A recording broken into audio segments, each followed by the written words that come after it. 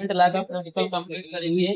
फिर उसमें क्या करते हैं कि आपको 3 रजिस्टर किसमें लेना है, मदरबोर्ड में। पैरेलल में लेके हम ब्रेडबोर्ड पे कनेक्ट करते हैं। देखो पैरेलल में कैसे ब्रेडबोर्ड पे कनेक्शन करते हैं वो भी देख लो। तीनों को एक दूसरे के साथ कनेक्ट करते हैं, एक ही ये देखो ऐसे कनेक्ट करते हैं।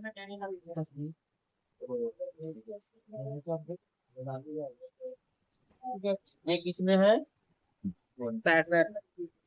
ये तीनों किस में ऐड हो गए, पैरेलल में। अब ध्यान से देखो, अभी क्या करना है आपको, इधर से आप 12 वोल्ट की सप्लाई लोगे, ठीक है। आप पावर सप्लाई से सप्लाई लो, उसका निगेटिव टर्मिनल एक के साथ कॉमन कर दो, इधर कॉमन है, इधर कॉमन करो।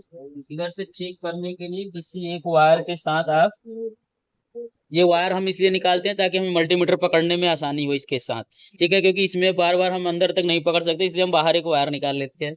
फिर दूसरा क्या करते हैं, हम इसकी जो मेन सप्लाई है स्विच से कनेक्ट किया है उसको इधर लगा देते हैं, कहीं भी ब्रेडबोर्ड में कहीं भी आप लगा दो ऐसे, ठीक है।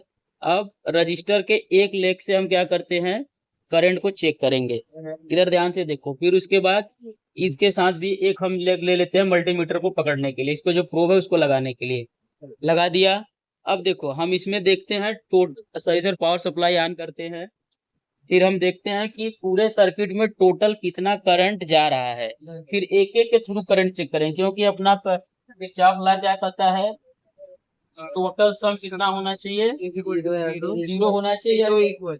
हाँ, इनकमिंग करंट और आउटगोइंग करंट, तो ये दोनों आने, ये क्या है आने वाला करंट है, इसे तीनों के थ्रू जो करंट निकलेगा, तो हम एक को इधर एक साथ चेक करेंगे और इसके थ्रू जब एक एक को चेक करेंगे और तीनों को क्या कर लेंगे, ऐड कर लेंगे, तो दोनों आपस में क्या होने चाहिए, बराबर होने चाहिए, ठीक है।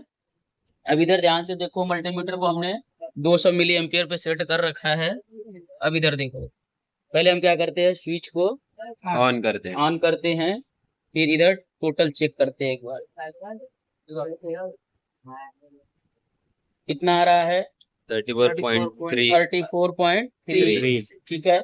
अब हम क्या करते हैं, एक एक रजिस्टर के थ्रू चेक करने के लिए आपको क्या करना है कि आप एक एक रजिस्टर को इसके अलग अलग कर दो।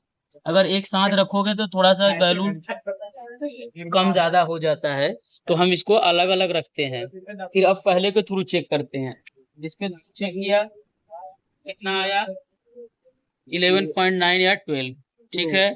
अब दूसरे के थ्रू क्या करते हैं, इस सप्लाई को निकालो और दूसरे रजिस्टर के साथ कनेक्ट करो, फिर इसको ऐड करो, इस पे वैल्यू चेक करो, कितना आया, 11.9। फिर आप इस वैल्यू को निकालो, तीसरे रजिस्टर के साथ इस वायर को कनेक्ट करो और तीसरी वैल्यू को निकालो। अब देखो इसको पॉजिटिव दिया, इसको क्या किया, निगेटिव के साथ कनेक्ट किया, कितना आया, 12 आया। तो तीनों में लगभग 12 और 11, 12 11 करके लगभग अपना 35 तक आ रहा है, जो टोटल वैल्यू आ रहा है, मतलब इनकमिंग करंट और आउटगोइंग करंट आ इससे, ठीक है। तो ये है किरचॉफ करंट लॉ, ठीक है। इसके